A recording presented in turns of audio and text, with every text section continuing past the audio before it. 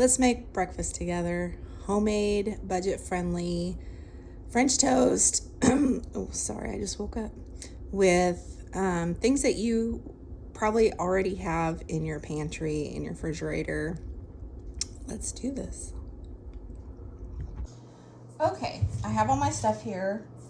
So what you are going to need are eggs, milk, some sugar. Now, not everybody does this, but I put salt and pepper in it. I'd say most people put salt, but my dad always put a little bit of pepper in it, and I like it, but that's probably something that most of you are not going to want in there. And vanilla.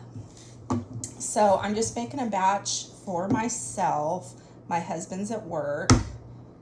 He doesn't get home until later, and he usually doesn't eat before he goes to bed.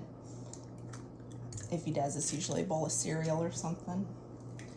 So I'm just gonna do probably a couple eggs for myself. And I'm gonna do a dash of milk. Not too much. Just enough to thin it out, but not enough to where it's not gonna cook right and be mushy in the center. And then this is leftover sugar from when we went on vacation. I'm just gonna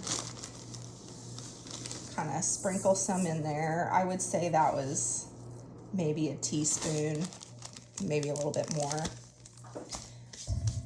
I'm going to do a couple dashes of salt here. And then I'm going to do a couple dashes of pepper.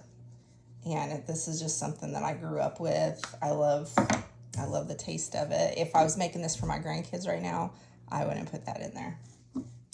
And then I'm going to do like a little dash. Since it's just 2 eggs, I'm just going to do like a little bit of vanilla. Enough to flavor it, but not enough to, overpower it. If I were to guess, that was probably like 1/3 of a teaspoon. Okay. And so we're just going to whisk this really good.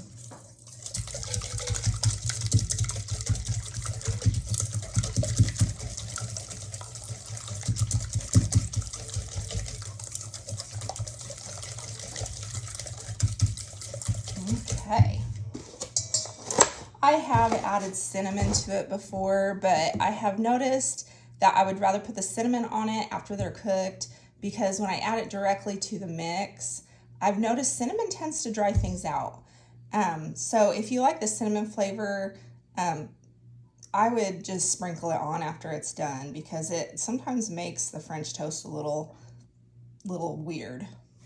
I'll be back with the next step. Okay guys, I have my griddle skillet that I use all the time. It's perfect for this. If you don't have one, a regular skillet will work, and some people make it. I have an electric Blackstone griddle that I could make a whole bunch on if I wanted to. But anyways, I'm just gonna make 2 pieces because I'm the only one home. My husband's working right now.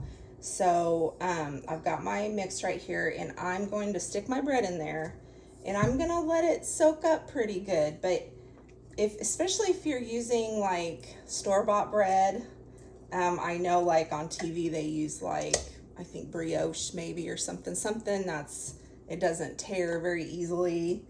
This will, okay, because we're making French toast on a budget and with what we have. So what I'm gonna do, it's pretty soaked through. So I'm just gonna scoop it with my hand. I'm not going to like pick it up by any particular area. I'm going to bring the whole thing out and stick it on my griddle. I'm gonna do the same thing with this one. I think I'm gonna turn it down just a little bit.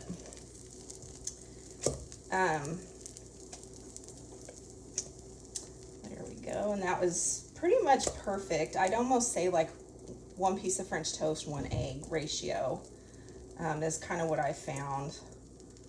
Okay, and then this one I'm not even going to scoop it out. I'm just gonna like plop it out of there with the bowl. So we're just gonna cook those. You don't want it too high because you put a little bit of sugar in it, and eggs, they tend to turn like really brown easily. So I tend to cook it kind of low.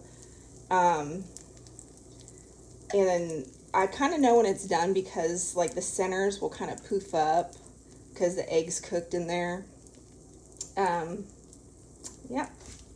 So when I know that they're cooked enough to where I can flip them and they're not going to fall apart is when I'll flip them. And when they start poofing up and I kind of touch them and make sure they're not mushy in the center, that's how I know that they're done.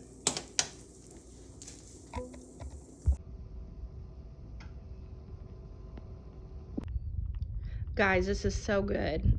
You have to try it. It's delicious, it's easy, it's budget friendly. Chances are you have everything you need to make this right here at your home. I grew up on this.